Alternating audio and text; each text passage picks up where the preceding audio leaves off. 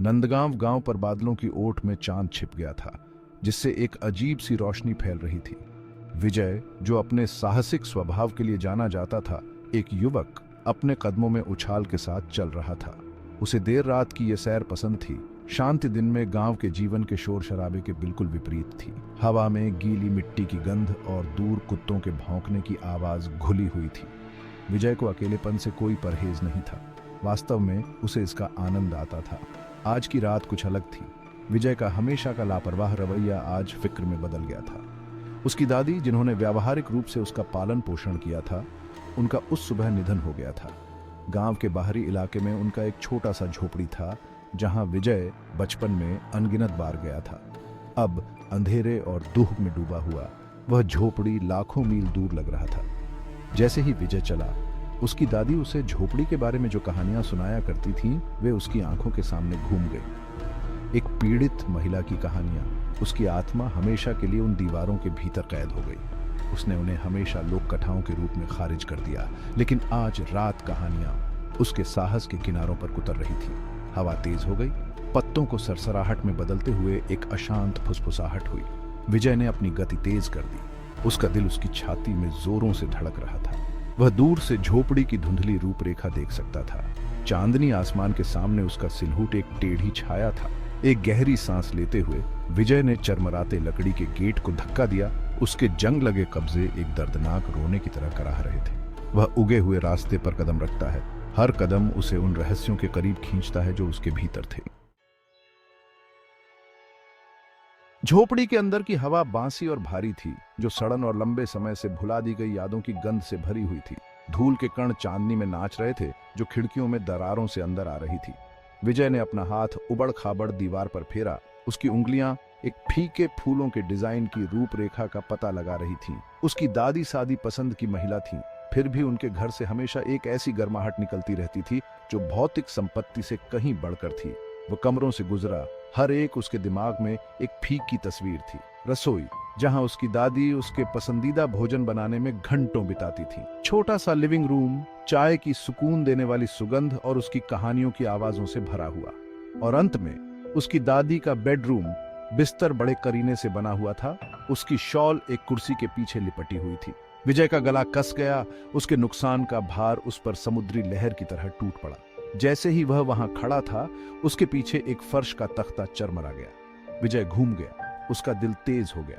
कमरा खाली था, फिर भी उसने कसम खाई होगी कि उसने किसी को या किसी चीज को परछाइयों में हिलते हुए सुना है। अपनी बेचैनी को दूर करते हुए उसने इसे अपनी अति सक्रिय कल्पना और अपने दुख के बोझ के लिए जिम्मेदार ठहराया। उसकी दादी चली गई थी, और उनके साथ ही वे कहानियां जो कभी इतनी वास्तविक लगती थी। हवा के एक झोंके ने खिड़कियों को हिला दिया, और विजय की निगाह दूर दीवार पर लगे एक पुराने अलंकृत दर्पण पर पड़ गई। यह धूल की एक मोटी परत से ढका हुआ था, लेकिन जैसे ही वह करीब आया, वह कसम खा सकता था कि उसने इसकी गहराई में गति की एक झिलमिलाहट देखी। एक महिला, उसका चेहरा परछाइयों से ढका हुआ था। उसकी आंखें एक गहरी अशांत उदासी से भरी हुई थीं। विजय ने पलकें झपकाईं और छवि चली गई। वह सावधानी से दर्पण के पास पहुंचा। उसका हाथ थोड़ा कांप रहा था जब वह धूल पहुंचने के लिए आगे बढ़ा। ठंडे शीशे ने उसकी रीढ़ की हड्डी को कंपा दिया। उसने आईने में देखा, लेकिन वहां कुछ भी नहीं था। केवल उसका अपना प्रतिबिंब उसे घूर रहा था। वह मूर्खता कर रहा था, अपनी कल्पना को बेकाबू होने दे रहा था। यह तय करते हुए कि उसे कुछ ताज़ी हवा की जरूरत है, विजय घर से बाहर ठंडी रात में निकल गया। वह बरामदे की सीढ़ियों पर बैठ गया। चांदनी से नहाए खेतों को देख रहा था। रात का सन्नाटा लगभग बहरा कर देने वाला था। केवल झींगुरों की चहचहाहट और कुत्ते के दूर के गर्जने से ही टूटा था। हवा में चमेली की गंध घुली हुई थी, एक ऐसी गंध जिसे वह हमेशा अपनी दादी से जोड़ता था। जैसे ही वह वहां बैठा था, सोच में खोया हुआ था, उसने उसे फिर से सुना। एक धीमी दर्द भरी चीख, मानो कोई दर्द में हो। ऐसा लग रहा था कि यह झोपड़ी के पीछे से आ रहा है, पुराने कुएं के पास, जहां उसकी दादी ने उसे हमेशा दूर रहने की चेतावनी दी थी। विजय का दिल उसकी छाती में जोरों से धड़क रहा था। वह जानता था कि उसे इसे अनदेखा कर देना चाहिए, वापस अंदर जाकर दरवाजे बंद कर लेने चाहिए, लेकिन जिज्ञासा या शायद अपनी दादी की याददाश्त के लिए एक अजीब तरह की मजबूरी ने उसे आवाज की ओर खींच लिया। वह सावधानी से झोपड़ी के किनारे घूम गया। उसका हाथ उबड़ खाबड़ पत्थर की दीवार पर फिसल गया। रोना फिर से आया, इस बार करीब, और विजय का खून ठंडा हो गया। यह एक औरत के रोने की आवाज थी। उसके रोने की आवाज असहनीय दुहक से भरी हुई थी। उसका दिमाग दौड़ गया, आवाज को तर्क संगत बनाने की कोशिश कर रहा था, एक तार्किक व्याख्या खोजने की कोशिश कर रहा था। धारा 4, एक द्रुत मुलाकात। जैसे ही वह कुएं के पास पहुंचा, उसके कदम डगमगा गए। हवा काफी ठंडी हो गई, जिससे उसकी रीढ़ की हड्डी में कंपी दौड़ गई। ऐसा लग रहा था कि विलाप कुएं की गहराई से आ रहा है, उसकी अंधेरी काई से ढकी दीवारों से गूंज रहा है। विजय ने सावधानी से किनारे पर झांका। उसका दिल उसकी छाती में जोरों से धड़क रहा था। वह अंधेरे में कुछ भी नहीं देख सकता था, लेकिन रोना लगातार जारी रहा। हर पल के साथ उसकी तीव्रता बढ़ती गई। नमस्ते, विजय ने पुकारा। उसकी आवाज रात के सन्नाटे में थोड़ी कांप रही थी। क्या कोई नीचे है? उसके सवाल पर केवल सन्नाटा छा गया, एक ऐसा सन्नाटा जो इतना गहरा था कि मानो उस पर दबाव डाल रहा हो, उसकी सांसें रोक रहा हो। वह एक कदम पीछे हट गया। उसका दिमाग घूम रहा था। उसे यहां से बाहर निकलना था, गांव वापस जाना था, किसी को बताना था कि उसने क्या सुना था। जैसे ही वह जाने के लिए मुड़ा, उसने महसूस किया कि किसी ठंडे हाथ ने उसकी कलाई पकड़ ली है। विजय हांफने लगा, उसका पूरा शरीर दहशत से अकड़ गया। वह घूम गया। उसकी आंखें डर से फैली हुई थी और उसने खुद को एक महिला के चेहरे पर घूरते हुए पाया। उसकी त्वचा मौत की तरह पीली थी, उसकी आंखें गहरी और एक गहरी उदासी से भरी हुई थी, जिससे उसकी रीढ़ की हड्डी में कंपी दौड़ गई। उसके लंबे काले बाल उसकी पीठ तक गिर रहे थे। उसकी स्याही चांदनी से और भी निखर गई थी। उसने एक सफेद रंग की पोशाक पहनी हुई थी, फटी और दागदार, मानो सालों से उपेक्षित हो। तुम कौन हो? विजय हकलाया। उसकी आवाज मुश्किल से फुसफुसाहट थी। महिला ने कोई जवाब नहीं दिया, लेकिन उसकी कलाई पर उसकी पकड़ और मजबूत हो गई। उसकी बर्फीली उंगलियां उसके मांस में समा गई। वह करीब झुकी। उसके गाल के पास उसकी सांसें ठंडी थीं और फुसफुसाई, क्या तुम मुझे नहीं पहचानते विजय? धारा 5, सच्चाई आई सामने। विजय का दिमाग दौड़ गया। महिला की आवाज को रखने की कोशिश कर रहा था। उसकी ईथर सुंदरता भयानक और अजीब तरह से परिचित दोनों थी। रात के सन्नाटे में उसके शब्द गूंज रहे थे। उनकी पहचान से उसकी रीढ़ की हड्डी में ठंडक दौड़ गई। वह उस आवाज को जानता था, उन आंखों को जानता था। दादी माँ, वह फुसफुसाया। उसकी आवाज उसके दिल की धड़कन के ऊपर मुश्किल से सुनाई दे रही थी। महिला की कलाई पर पकड़ ढीली हो गई। चांदनी में उसका भूतिया रूप टिमटिमा रहा था। उसके ईथर चेहरे पर गहरी उदासी छा गई। तुम मुझे भूल गए विजय, वह फुसफुसाई। उसकी आवाज एक गहरे दर्द भरे दुख से भरी हुई थी। तुम अपनी मां को भूल गए। विजय की सांस उसके गले में अटक गई।